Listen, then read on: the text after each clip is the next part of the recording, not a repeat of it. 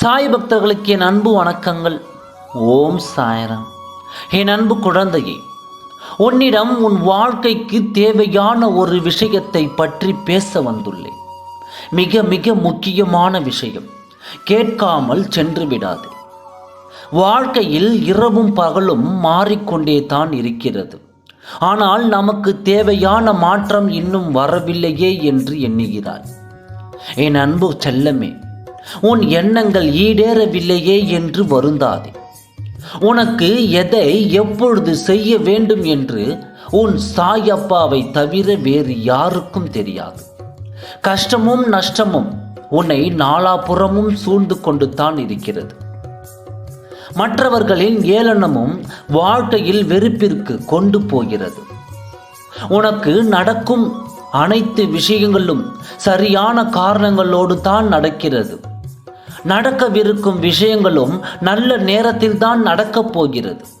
அதை நான் பார்த்து கொள்கிறேன். நீ என்னிடம் வைக்கும் பிரார்த்தனையை நிச்சயம் நிறைவேற்றி தருவேன். உன் வாழ்வில் நடந்த கடந்த கால விஷயங்கள் எல்லாம் மாறப்போகிறது. உன் வாழ்வில் இனி புதிய அத்தியாயம் தொடங்கப் போகிறது. நிச்சயம் நீயும் ஒரு நாள் நீ நினைக்காத அளவிற்கு உன் வாழ்க்கை மாறும்.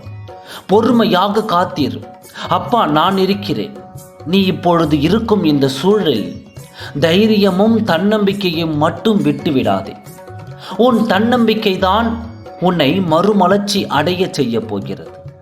இப்பொழுது இது உனக்கு தேவையானது. உனக்கு மற்றவர்கள் கேடு செய்து விட்டார்களே, ஆகையால் அவர்களை பழிக்கு பழி வாங்கியே தீர்வேன் என்ற எண்ணத்துடன் இருக்காதே. பழிக்கு பழி என்பது வேண்டாத ஒரு செயல் என் குழந்தையே. ஏன் இதை உன்னிடம் சொல்கின்றேன் என்றால், நாளை உன்னுடைய சந்ததியினரும் மலர வேண்டுமல்லவா? ஆகையால் தான் நீ அத்தகைய செயலில் ஈடுபடாதே. உன் அப்பா இதையெல்லாம் பார்த்து கொண்டு தான் இருக்கிறேன். நீ ஒன்றை மட்டும் புரிந்து கொள். நீ அடுத்தவனை அழிக்க நினைத்தால் உன்னை அழிக்க இன்னொருவன் வந்து கொண்டு இருப்பதை நீ எப்பொழுதும் மறந்துவிடாதே. நீ நினைக்கலாம், நாம் தவறு செய்வது யாரும் கவனிக்கவில்லையே, தைரியமாக செய்யலாம் என்று நினைக்காதே. உன் பின் காவலும் முன் காவலும் நான் இருப்பதை மறக்க வேண்டாம் என் குழந்தையே. தவறை தெரியாமல் செய்தால் மன்னிக்கும் குணம் எனக்கு உண்டு.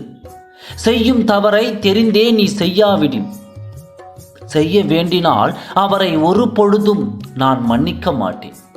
அது என் குழந்தைகளுக்கு ஏற்ற குணம் அல்ல. நான் ஒன்றை சொல்கிறேன், அதை புரிந்து கொள்.